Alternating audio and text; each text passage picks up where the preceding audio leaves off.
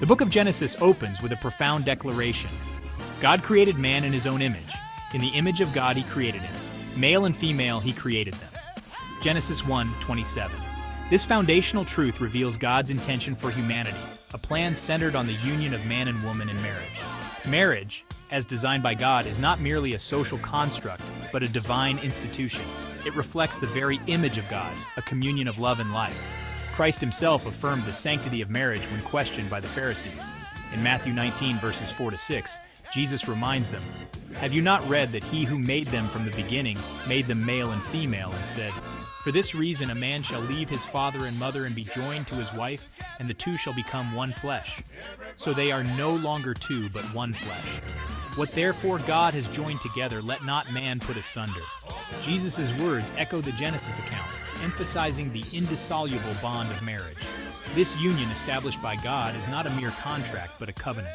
It is a sacred promise between a man and a woman, reflecting the faithfulness and love within the Trinity.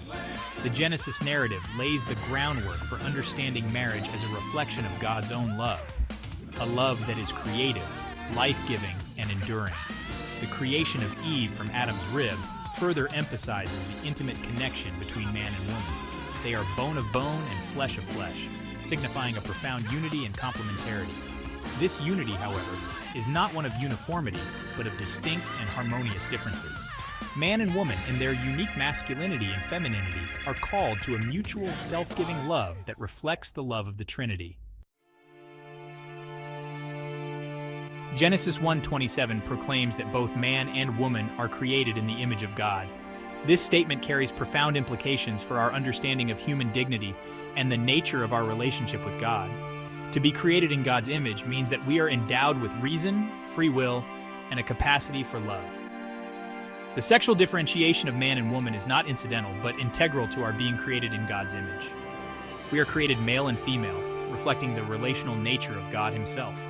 The Father, Son, and Holy Spirit exist in a perfect communion of love, and we, as image bearers, are called to participate in this communion through our relationships with one another.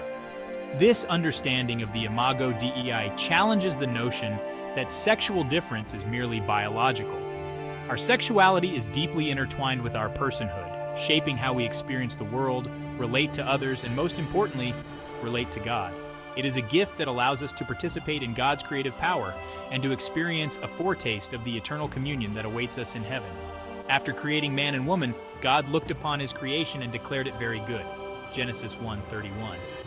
This declaration encompasses all aspects of creation, including the goodness of our sexuality.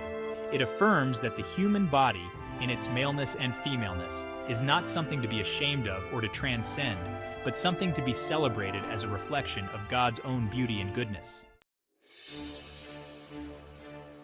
The Garden of Eden, as described in Genesis, represents a state of original innocence, a harmonious existence where man and woman lived in perfect communion with God and with each other. The tree of the knowledge of good and evil stood as a test of their obedience and a symbol of the limits placed upon them by their Creator. The serpent, however, tempted Eve with the promise of becoming like God, knowing good and evil. This temptation appealed to a desire for autonomy, a desire to define good and evil for themselves rather than submitting to God's loving authority. When Adam and Eve chose to disobey God's command, they severed their relationship with him and introduced sin into the world. This act of disobedience, often referred to as the fall, had profound consequences for humanity. It shattered the original harmony of creation, introducing suffering, death, and a distortion of the good that God had created. The fall also affected the relationship between man and woman, introducing lust, domination, and a breakdown of the original unity they experienced.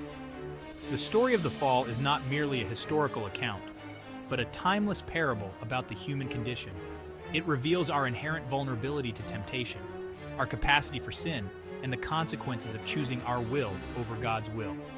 Yet, even in the midst of this tragic fall, God's mercy and love shine through. He does not abandon humanity to its sin, but promises a redeemer, a seed of the woman who will crush the head of the serpent. Jesus Christ, the new Adam, came to restore what was lost through the fall. His teachings, particularly his words on marriage, offer a glimpse into the original beauty of God's plan for man and woman. When the Pharisees questioned Jesus about divorce, he pointed them back to the beginning, to the state of original innocence as described in Genesis.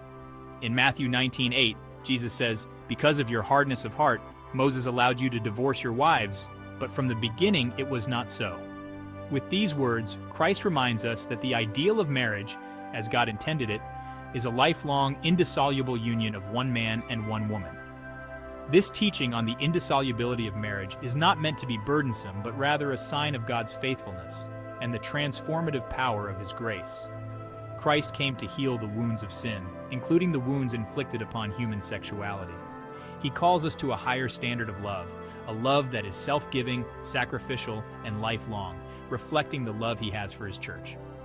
Christ's emphasis on the state of original innocence is crucial for understanding the theology of the body. It reminds us that the human body is not merely a biological entity, but a temple of the Holy Spirit destined for resurrection and eternal life. Our sexuality, therefore, is not something to be discarded or suppressed, but rather redeemed and transformed by the power of Christ's grace.